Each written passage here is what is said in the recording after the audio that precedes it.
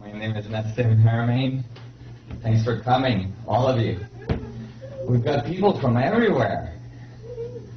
Portland, Ashland, Reno, all the way from Reno.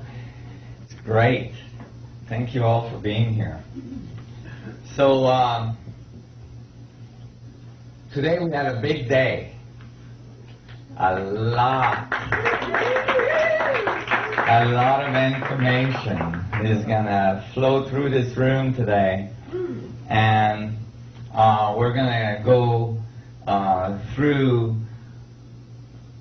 all the physics from universal size object right down to subatomic particle, going through consciousness, ancient civilization, chemistry, biology, and so on. So we've got a big agenda. It's going to be fun. And it's going to take a little time. So be comfortable. Make sure you are comfortable. Make sure you have enough water to lubricate your brain.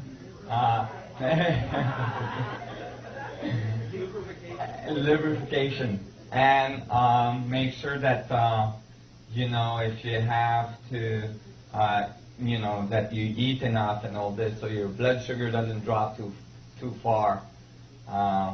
Sometimes I see people, that I see smoke starting to come out of the ears. Then I know there's like damage being done. So we'll try to avoid that today. Oh, okay. Maybe we can turn that down on the board. Which one is that? That one there? Low.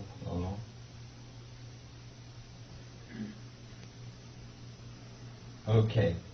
Is that better? Yeah. Good. I've been having a little bit of trouble with my throat, so usually I just project, but today I'm going to try to be nice to my voice. Yeah. Get good lubrication going. So, go ahead. What's the break schedule? The break schedule is when I see everybody's turning purple because they have to go to the washroom and stuff, then I'll stop. Actually, if you guys are really exhausted and you need a break, just let me know, because I just keep on going. I just go and go for like 13 hours. So, sometimes I forget about the crowd. And so, oops. So, but in general, I'm going to try to break around 1 o'clock or 12:30. And then we'll reconvene for a little more, and then we'll have lunch around 2, and then come back, and then I have the evening sessions. We might be here for a while. So, I was asked to present a bunch of different things today that I usually don't have time to present, so I'm going to try to squeeze it in. So especially a section on the Knights Templar that I usually don't present. So I'm going to talk real fast. One thing that happens is that when I'm presenting this information, there's a certain amount of complexity. Although the concepts are really simple and you're going to get them right away, there's a certain amount of complexity. There's a certain amount of rewiring that occurs from things that you've been taught, and from just a new way of thinking coming in, and that takes a little bit of time. And what happens is that if you have too many questions that are unanswered, then it starts piling up, and that's when I start noticing people turning, white, and it's like, oh my God, they're gonna explode. And so, because it makes like a dam of all the things that are not figured out. So I'm gonna allow you today interrupt me and ask questions, but it's gonna have to be like really, really crucial for you to interrupt me and ask questions. Otherwise, you know, I just get interrupted too much and it breaks the flow and it's really hard to get all the information in. So before you ask questions, please think about it or see if I'm going to answer that question shortly after, because commonly that happens. But if it's really piling up and you just cannot go forward in the thinking without getting those questions answered, please just interrupt me. You can start screaming, you know, jump up and down or something. I'll get the signal. So I'm going to go through the information today in a little bit of a chronological way. How I came up with it and how it changed my life and how my life evolved as the information evolved. And you'll see that although this information can get extremely complex extremely fast,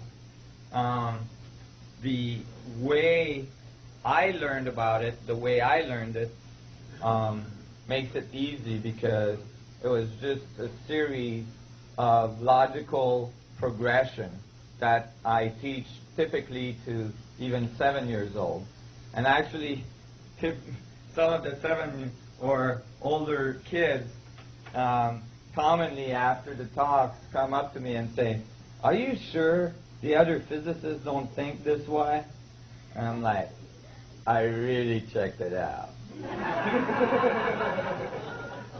I spent 20 years checking it out. They really don't think this way.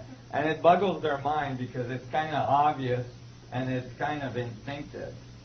It's not kind of instinctive, it's instinctive. And funny, it's a funny thing that like commonly now, they think of these thoughts as counter-instinctive. But I think they're quite instinctive. And they got counter-instinctive as a result of confusion. In the early ages, when we learned some of the foundations of our reality at school. So that's really what happened.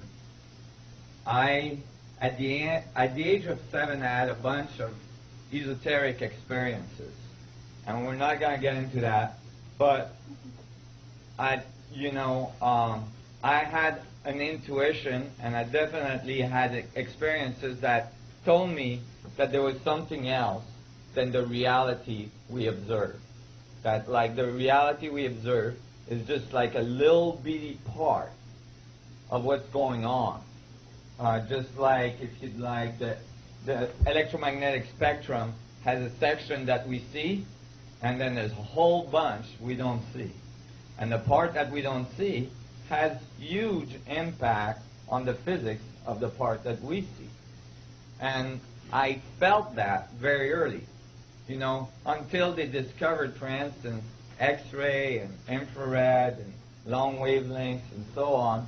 They thought that all there was the visible spectrum. And, you know, it became clear later on that there wasn't, that there was much more. And I think that it's becoming clear now in current physics that there is a whole bunch of stuff going on that we're not aware of that is actually generating the part that we are aware of. So when I was 7, I noticed this. I had experience that made me notice this. So when I got to the age of 10 and I got into my first geometry class, and the teacher went to the blackboard and said, "Today we're going to learn about dimensions," I thought, that's it. Oh my God, finally somebody's going to explain to me what's this other world about. You know, these other dimensions that I felt were present. And I got really excited. I was like, oh my God, finally an adult that's going to talk about something real, you know, and something that makes sense to me. So the teacher started the lesson, and I got really, really disappointed. He didn't tell me anything about the dimensions that I was experiencing earlier on in my life. But he actually gave me one of the major keys to the evolution of this theory and to its conclusion and into its proof that is now being peer-reviewed in many universities around the U.S. and from scientists that are looking at it from NASA and so on. So it's really exciting. And that, at the age of 10, made a huge difference. What the teacher did is he went to the blackboard, and we'll call this our blackboard today, and he made a dot. And he said, the dot is dimension 0, and it doesn't exist. And I went,